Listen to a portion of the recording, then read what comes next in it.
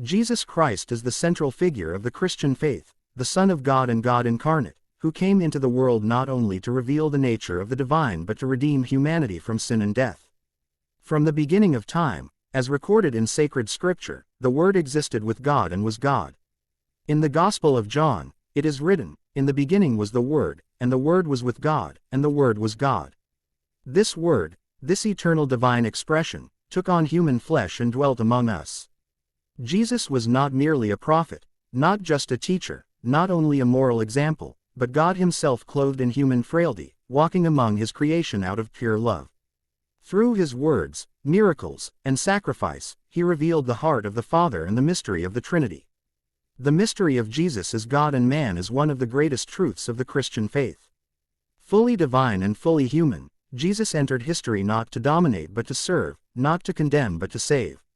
He was born of a virgin by the power of the Holy Spirit, a miracle that signified His divine origin and fulfillment of prophecy. Though infinite, He chose the limitations of a human body. Though all-powerful, He subjected Himself to suffering. Though immortal, He tasted death so that we might have life. He walked among us, touching lepers, forgiving sinners, lifting the eyes of the broken-hearted. He calmed storms, raised the dead, and taught with an authority that even the religious leaders could not explain, for He spoke not as a messenger, but as the origin of the message.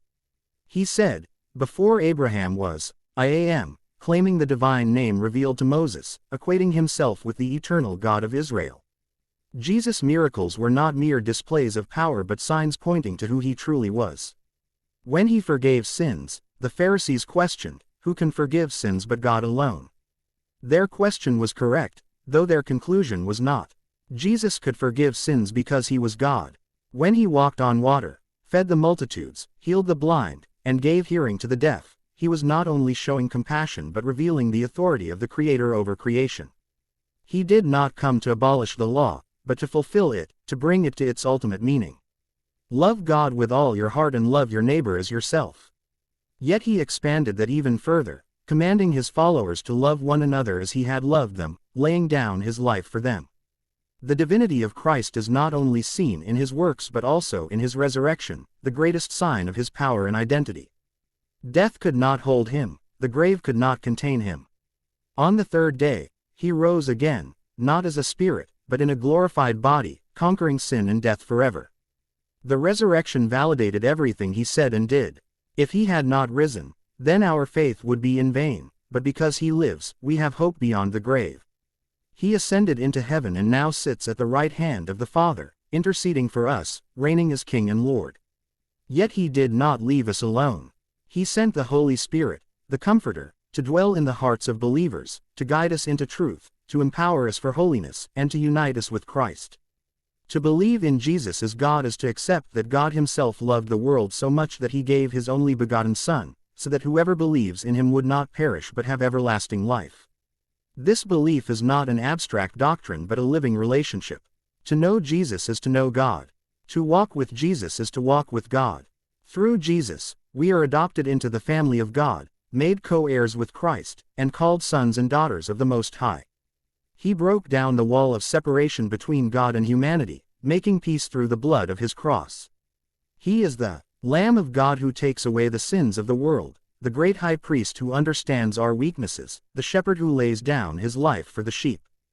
Jesus did not come to establish a religion but to restore a broken relationship. He came for the lost, the hurting, the sinful, the rejected. He ate with tax collectors, touched the unclean, and defended the outcast. His love was radical, unconditional, and self-sacrificing. On the cross, He prayed for those who crucified Him. He bore the weight of our sin, feeling the full wrath of justice so that we could receive the fullness of mercy. "It is finished," He cried, not in defeat but in triumph. The debt was paid, the veil was torn, access to the Father was granted. His blood speaks a better word than that of Abel. It speaks forgiveness, redemption, and new life. To follow Jesus is to take up the cross daily, to deny oneself, and to walk in the light as He is in the light. It is to love as He loved, serve as He served, and forgive as He forgave. It is to live not for oneself but for the one who died and rose again.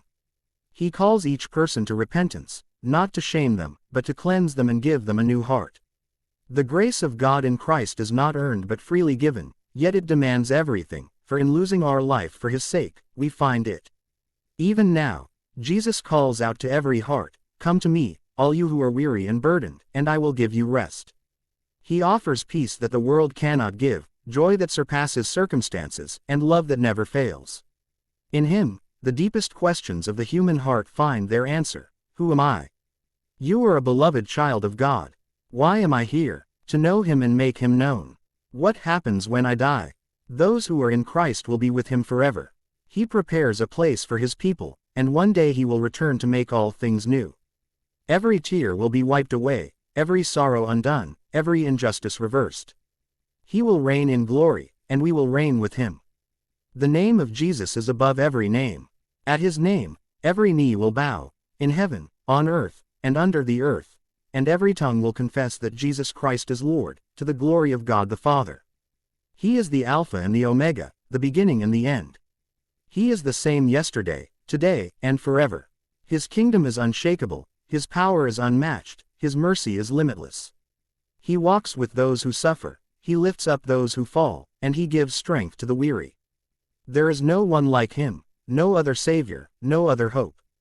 Jesus is not distant or detached. He knows what it is to be human. He knows pain, hunger, rejection, betrayal, and death. Yet He also knows victory, resurrection, and eternal glory. He invites us into His life, His death, and His resurrection. Through baptism, we are buried with Him and raised to new life. Through faith, we are justified and declared righteous. Through the Spirit, we are sanctified and transformed. We are not merely followers, we are His body, His bride, His dwelling place. We are united with Him in a bond that nothing can break. Though centuries have passed, His voice still speaks through the Scriptures, His presence still fills hearts through the Spirit, and His church still bears witness to His grace in every corner of the globe. The message of the gospel, the good news that God has come to save, still shines as a light in the darkness. It is not a myth or a philosophy, but the power of God unto salvation for all who believe. Whether rich or poor, strong or weak, young or old, all are welcome at His table. His invitation extends to the ends of the earth. Come, be healed, be forgiven, be made new. And so we look to Jesus, the author and finisher of our faith, who for the joy set before Him endured the cross, scorning its shame. And is seated at the right hand of God. We fix our eyes on Him, run the race marked out for us, and carry the message of His love to a world in need. We live not by sight but by faith, not in fear but in hope, not in selfishness but in love. And one day, we will see Him face to face, and in that moment, every longing will be fulfilled, every struggle will be over, and every heart that trusted in Him will rejoice. Jesus is God. He is the center of all creation, the Lord of heaven and earth, and yet the friend of sinners. He is majestic in holiness, awesome in glory, and abounding in love. He is worthy of all praise, all honor, and all worship. To Him be glory forever and ever. Amen.